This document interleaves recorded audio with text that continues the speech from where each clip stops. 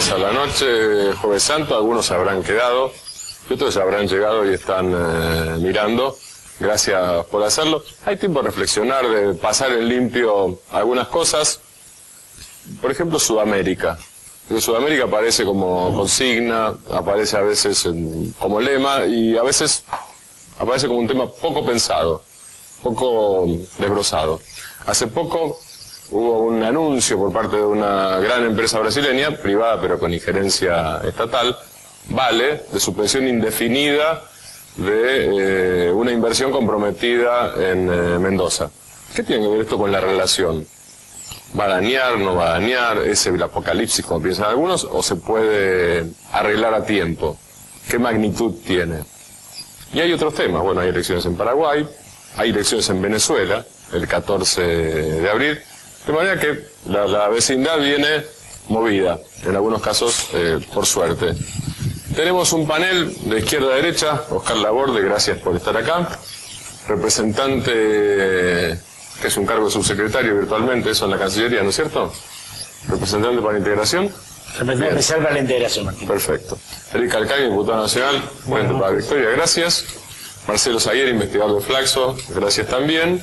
Y Carlos Escudé, analista internacional, gracias Carlos. ¿Les preocupa a ustedes el tema de Vale, más allá del tema económico o comercial, en términos de relación con Brasil?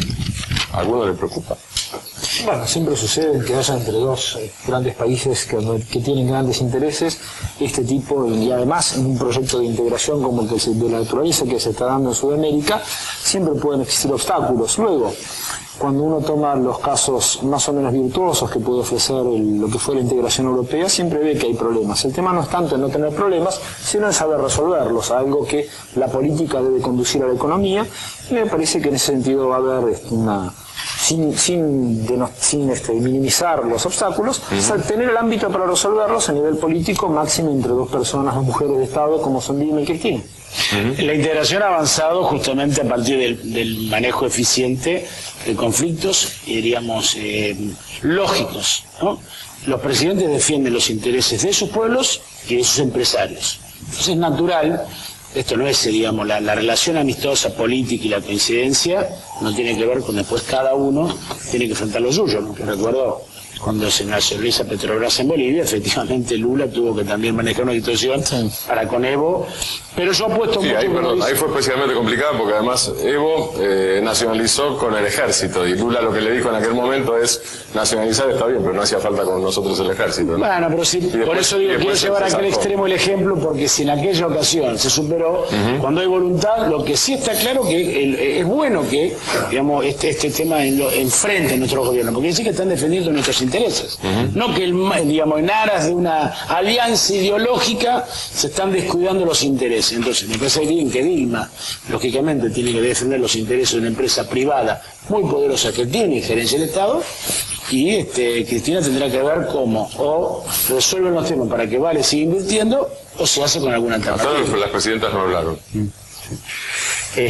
Para mí lo de Vale es muy interesante como un comienzo, una punta de ovillo de toda una situación que yo creo que va a ser una tendencia, digamos, en la medida que Brasil consolida el lugar de economía emergente a nivel regional y a nivel global.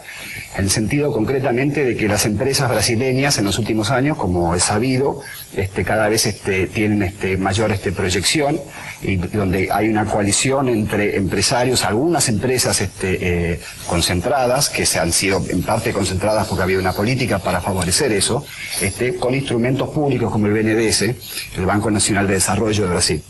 Entonces, perdón, a través de una empresa, en este caso BNDES Par, tiene el 65 es el total, de una parte de las acciones. Sí, o sea que, digamos, no es solamente a través de instrumentos como créditos, blandos, etcétera, sino a través de precisamente una alianza concreta donde son accionarios de las empresas.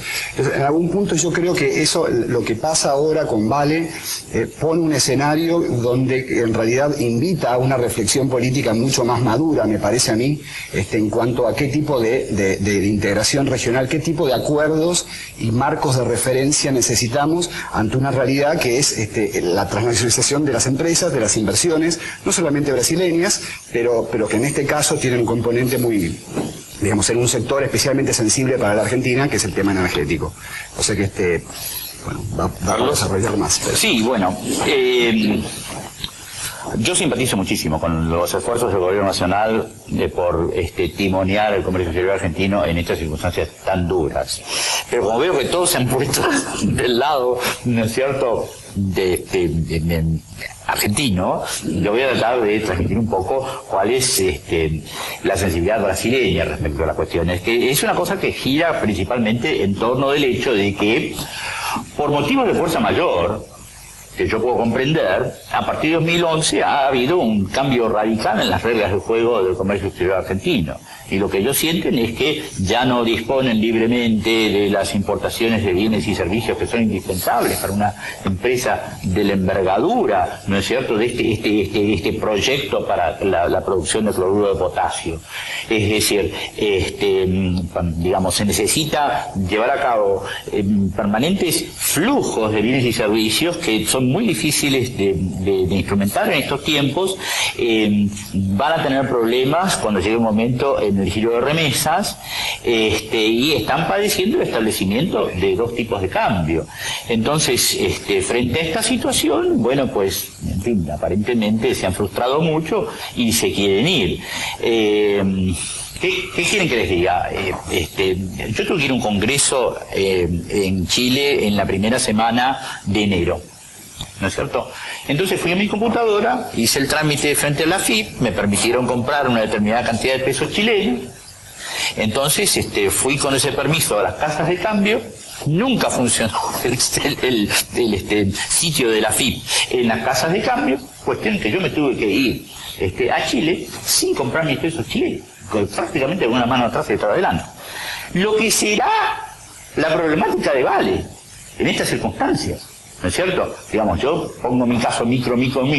Mi mujer tiene una pequeña empresa que tiene problemas mucho más graves que yo. No, el de Vale, y Vale tiene unos problemas son macroscópicos. 5.600 millones de dólares de inversión total. Bueno, entonces, digamos, por otro lado, el gobierno argentino percibe, ¿no es cierto?, que Vale está exigiendo exenciones impositivas que no corresponden, y, digamos, también quiere evitar que se despidan trabajadores. Pero entonces, Carlos, la modificación la está proponiendo Vale. O decir que hubo no, yo estoy tratando ahora de dar la otra cara de la moneda, ¿no es cierto? Digamos, el gobierno argentino también tiene sus motivos de queja, y es por eso que en algún momento el ministro de Vido dijo que Vale está robándole al pueblo argentino, y bueno, digamos, en tanto y en cuanto exigen estas exenciones, sus razones tienen.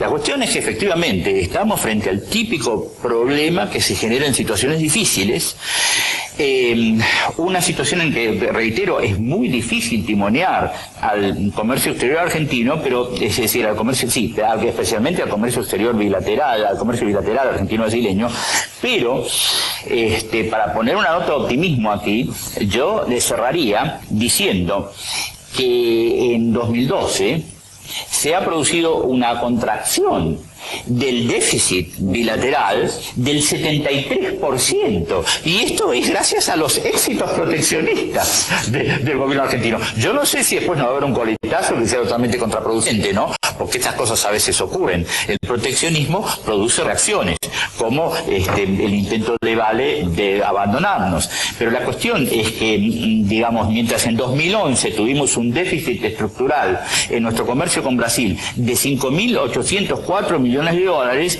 esto en 2012 bajó a 1.560 millones de dólares. Perdón, esto Carlos, es un exitazo. Eric Calcaño quiere contestar. Corte, te pido. Me parece que es contribuir a corte y contestás. Muy bien. ¿Sí? Más que contestar es contribuir al debate. Claro, no es contestar.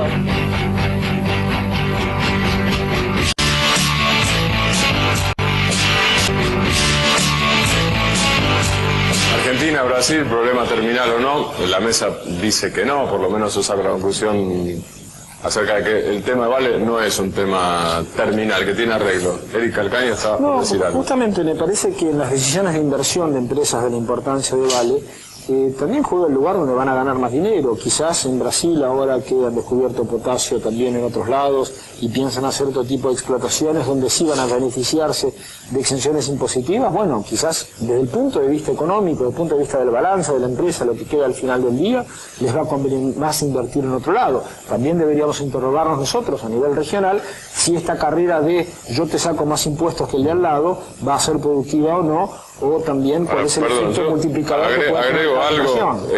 La empresa privada tiene razones que están muy bien, que se explican por su propia lógica. Quizás los estados o las sociedades civiles puedan tener otras. Bueno, agrego dos elementos para molestar un poquitito. El primero, esta es empresa privada, pero el presidente actual está designado, de hecho, por Dilma Rousseff, que conoce a Murilo Ferreira, el presidente de Vale, de cuando era ministra de Energía y Minas de Lula al principio de gobierno.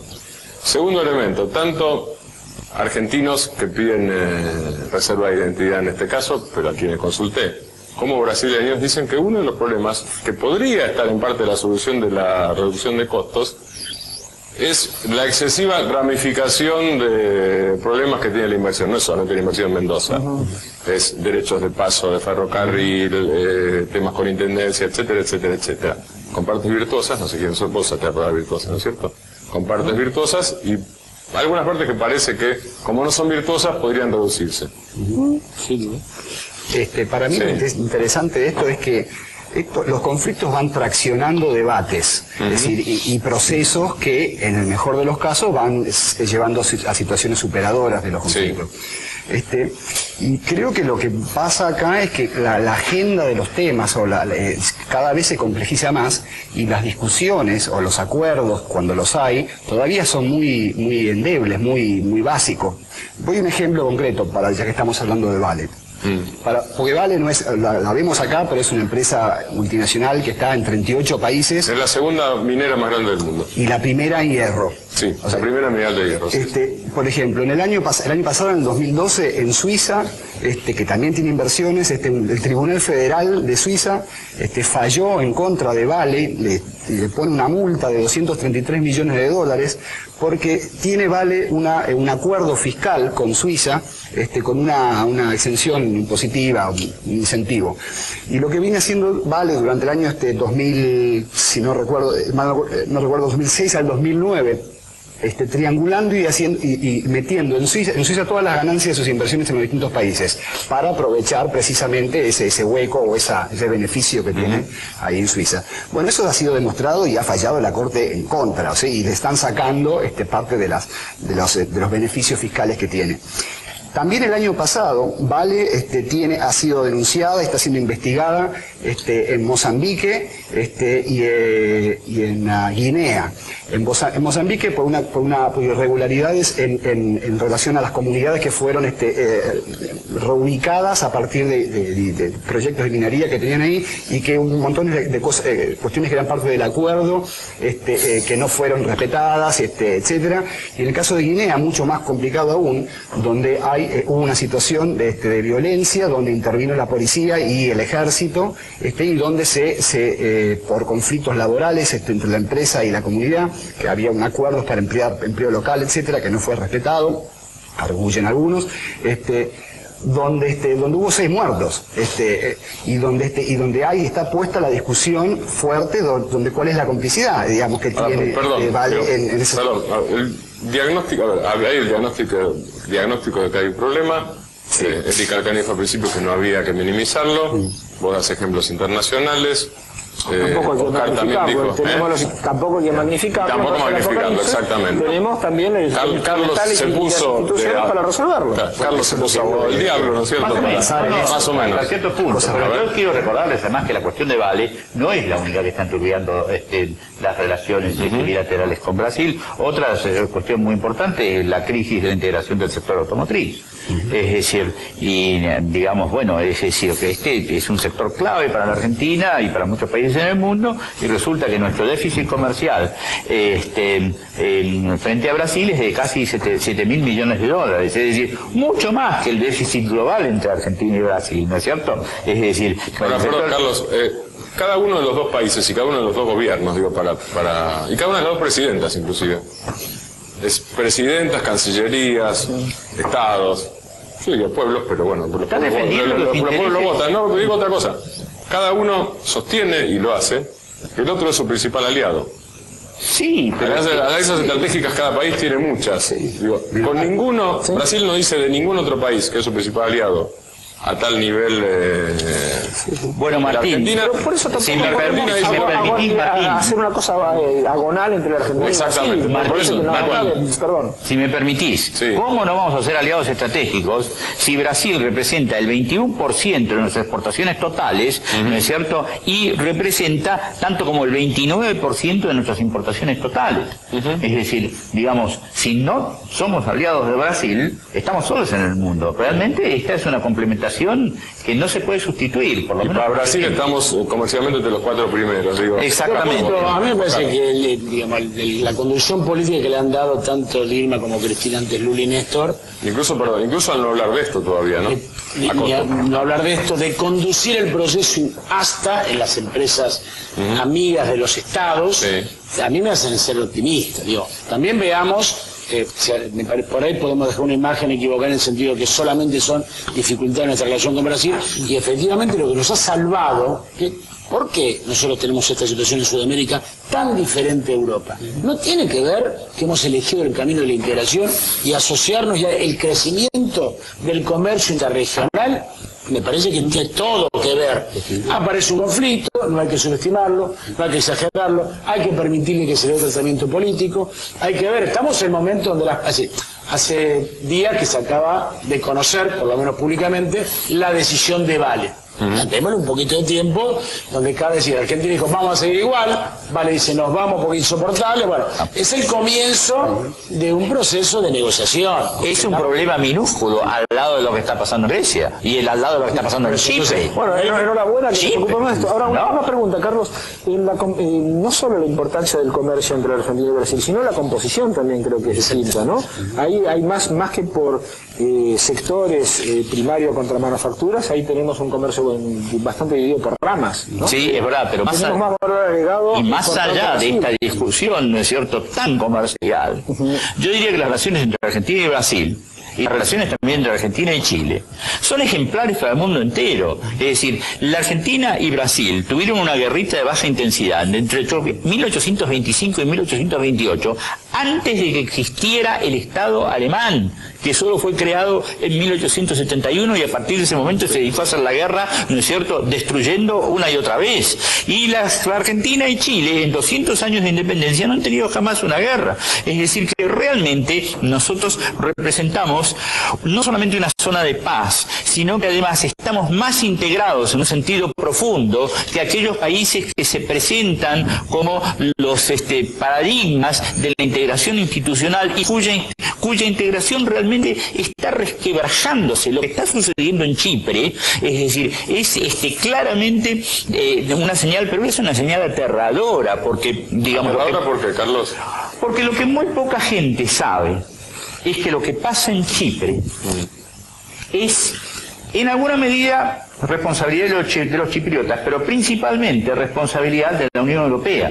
Y es principalmente responsabilidad de la Unión Europea porque cuando hace 2 años se lanzó el paquete de salvataje para Grecia, lo que se hizo fue poner una quita a los bonos del gobierno griego del 50%, que terminó convirtiéndose en una quita del 75%, y alrededor de la mitad de esos bonos estaban en los bancos chipriotas. Entonces, en el momento mismo en que lanzaron ese salvataje contra Grecia, bien dicho, porque en gran medida es contra Grecia, habían decretado la muerte de Chipre y nadie reaccionó.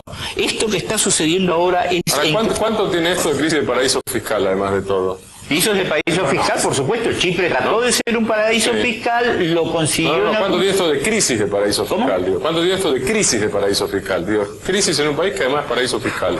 que deja de ser paraíso fiscal desde ese mismo momento, ¿no es cierto? Pero indudablemente el 30% de los depósitos de los bancos chipriotas eran rusos, principalmente de la mafia rusa. Es decir, y ese es el motivo por el cual los europeos pensaron que podían llevar a cabo esta maniobra, verdaderamente una maniobra, por la cual va, los depositantes en los bancos chipriotas supervivientes van a sufrir una quita del 40%. Vos nombraste Chipre y Grecia, yo agrego al paraíso interesante fiscal. seguir un poco en la misma línea, los datos económicos duros, reales, terribles, que aporta Carlos también. Si uno lo traslada al ámbito del pensamiento y de la reflexión, me parece que el drama de la Unión Europea es que no tiene las categorías pertinentes para pensar los problemas. Es decir, si frente a la financiarización de la actividad económica del mundo, evidentemente pensaron que esa era la máquina de hacer dinero eterna y no funciona. En alguna parte hay que pasar por el circuito de producción, en alguna parte la acumulación de capital es importante. Permitime. Pero por eso mismo, los estados, o una de dos, con esto redondeo, o una de dos, o los estados sirven para privatizar ganancias y socializar pérdidas, o los estados responden al mandato de sus pueblos. Bueno, nosotros elegimos en Argentina y América Latina otro camino, no va tan malo. Es otro camino. Es otro camino, pero digamos... Y con el desafío intelectual de pensar categorías nuevas para este tipo de problemas, porque, a ver, si una empresa, como vos bien mencionabas el tema Alemania y Francia-Alemania, que en años se agarraron una patada 3 veces, con un total cercano a los 70, 80 millones de muertos, si contabilizamos todo, bueno, esto sería terrible, una empresa alemana atacada en Francia, ya tendríamos las tropas en la frontera, si uno pensara con los parámetros de 1914. Bueno, nosotros estamos en otra historia, en otra cosa, con otra categoría, y con esa unión cultural importante. Oíme, en el fondo, digamos, este problema con una empresa como Vale es un micro problema. Lo que tienen los europeos es un problemazo mayúsculo. Primero, ¿no es cierto?, porque se lanzaron a una unión monetaria cuando tenían 17 electorados y 17 ministerios de finanzas. Segundo, porque esa unión monetaria termina siendo un mercado cautivo para Alemania y nadie se dio cuenta de eso hasta que fue demasiado tarde y ahora no pueden salir. Bueno, pero cuando se discute Maastricht y cuando se discute la moneda común, una moneda no vale la cantidad de oro o de ámbar gris que esté depositada en algún lado. Una moneda vale lo que vale la productividad de la industria. Claro. Y el euro sirve a la productividad de la industria alemana. Por eso Alemania tiene tan buenos resultados. Porque eso el euro está bien... Cayeron en la trampa de la convertibilidad. Sí. Estamos discutiendo porque estamos de acuerdo. No, tranquilo, pero salto mediterráneo, paso del otro lado, elecciones en Venezuela. Estamos totalmente de acuerdo. Elecciones en Venezuela 14 de abril. Oscar, la encuesta que hay está relacionada con el gobierno venezolano, con la última encuesta que da 14 puntos de diferencia, pero en las últimas elecciones, si uno hace el desagio serán 10, 12. Sí, en las últimas elecciones las encuestas contratadas por el oficialismo no fallaron, por lo pronto. No fallaron, pero lo que hay que guiarse por los antecedentes. Como vos decís, la última presidencial hubo 11 puntos finalmente de diferencia entre Chávez y Capriles. Pero luego hubo una elección a gobernadores, donde había 23 estados que se disputaban, defendía 15 el chavismo y 8 la oposición. De los 15 que defendía, retuvo 2 y conquistó 5 más. De los 8 que defendía la oposición, ganó 3 y perdió 5. Con cantidad de votos, sin Chávez como candidato, en vida, pero sin ser candidato, y donde hubo 13% de diferencia. Entonces, con la situación actual es absolutamente razonable, comprensible, más allá de las encuestas, y la gran encuesta que Maduro sea claramente ratificado, porque hace apenas algunos meses la gente votó para el rumbo. Esa idea que tienen, digamos, de algunos medios de ponerlo a Chávez como, bueno, un personalismo exagerado, donde es un encantador de masas y de serpientes, y cuando él desapareciera, esto lo escuchábamos hace 3, hace 2 y hace 1 año, el proceso se iba a detener, es faltar el respeto a la construcción colectiva que ha hecho el pueblo venezolano. Entonces, si hace 4 meses hubo esta diferencia, ¿por qué ahora habría algo que cambiara, ¿no? Digamos. Así que me parece que Maduro va a ganar. En todo caso fue un personalista, si querés, también matiz. Puede haber sido un personalista que hasta pensó, tuvo la certeza de que iba a morir, no que iba a terminar la elección, esa es otra cosa. Y no dijo, mi heredero es el pueblo, eran otras circunstancias políticas, es fulano, mi heredero es Maduro. Es fulano y arregla Él construyó un colectivo con Diosdado Cabello, una gran representación en el ejército, con Rafael Ramírez, que nacionalizó PDVSA en un sentido no legal. Cuando fue el golpe en el 2002, estaban los flujos de petróleos tratándose desde Estados Unidos. Rafael Ramírez logró traer el control a Venezuela. Con Jagua, un canciller, digamos. Entonces, ha construido el colectivo y dijo, de este colectivo es Maduro. Entonces, ahora el desafío en todo caso será, Martín, decir, y no solamente en Venezuela, ¿se podrá pasar de liderazgos personales a liderazgos colectivos? Murió Chávez, murió Néstor, Lula no es presidente, Correa no va a ser electo, Evo tampoco. Es decir, este proceso... Evo puede. ¿Cómo? Evo puede. Evo podría, sí. Sí, Evo puede. Pero digo, este proceso tan rico... O sea, puede constitucionalmente. Digo. Claro, le faltaría ese desafío nuevo de decir, bueno, una cosa más. Y yo le agregaría algo que dijo Carlos, es, prácticamente hubo pocos conflictos armados, pero la hipótesis de conflicto de nuestros gobiernos es la guerra con el otro. Sí. Ahora nosotros tenemos... Sobre todo con el vecino. Claro, sobre todo con el vecino. Un Consejo de Defensa y un Centro de Estudios Estratégicos para la Defensa, donde lo que se trata en la región es de estudiar, de ver cómo nos protegemos en común, ¿no? También eso tiene que ver con lo que va a pasar en Venezuela y con lo que va a pasar en el resto de la región. Con ese último tema, de ninguna manera quisiera relativizar los avances y progresos a nivel de integración regional o en la relación Argentina-Brasil, pero digo, hay que ponerle más temas a esta relación, es simplemente eso, en ese espíritu es que planteaba lo anterior. Y quería decir que creo que es no estamos hablando de algo que es una novedad de ayer, que es la cumbre de los BRICS en Durban, en Sudáfrica, donde se decidió la creación de un banco de desarrollo de los BRICS. Y creo que es relevante para poder pensar no solamente el rol de Brasil global o en su alianza con los otros países del BRICS, sino las implicancias regionales que tiene eso, es decir, mirar los dos niveles como interrelacionados. Es decir, yo por supuesto no tengo respuesta sobre esto, pero me pregunto, ¿en qué medida un banco de desarrollo de los BRICS va a plantear un escenario diferente con respecto a las relaciones más norte-sur en el ámbito del Fondo Monetario, en el ámbito del Banco Mundial y concretamente dentro de proyectos de integración? A ver, la pregunta es, ¿el banco que surja va a disputar al fondo o va a ser un banco, va a disputar al fondo directo al fondo o va a ser un banco paralelo al del fondo que nos preste? Yo creo que es una dinámica que es dialéctica. Creo que se crea eso para tener mejor representación en los organismos internacionales. Sí. Yo creo que es de la misma manera que en el Consejo de Seguridad también lo van a hacer, de la misma manera, pero lo que no me queda muy claro es a nivel regional, por ejemplo, el Banco del Sur. Es decir, ¿qué implicancia tiene un banco del BRICS para el Banco del Sur? Es decir, ¿cómo juega Brasil los dos niveles en ese plano, en lo regional? No lo sé, pero creo que hay mucho que definir, digamos, en ese sentido. Yo quisiera patear la pelota un poco para el costado.